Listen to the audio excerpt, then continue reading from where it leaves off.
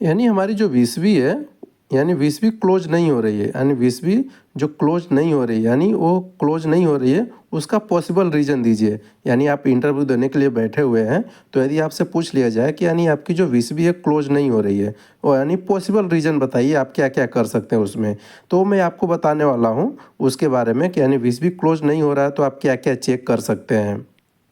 तो देखिए फ्रेंड, यदि आपकी 20वीं क्लोज नहीं हो रही है तो पॉसिबल रीज़न क्या क्या हो सकता है वो मैं आपको बता रहा हूँ। मान लीजिए कंट्रोल सप्लाई, पहले पे आप क्या चेक करेंगे, कंट्रोल सप्लाई है कि नहीं है उसको देखिए। तो उसको मैं यहाँ पे लिखा हूँ कि कंट्रोल सप्लाई अब्सेंस, यदि वो नहीं है तो पहले उसको चेक कीजिए।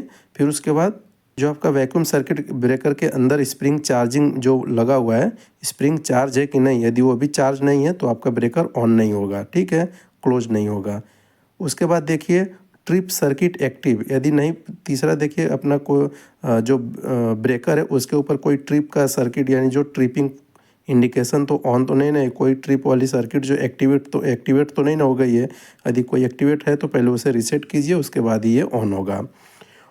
और देखिए वैक्यूम सर्किट ब्रेकर में बहुत से इंटरलॉक लिए जाते हैं, कोई इंटरलॉक यदि इंगेज हो गया होगा तो उसको भी चेक कीजिए, तब जाके ब्रेकर ऑन होगा।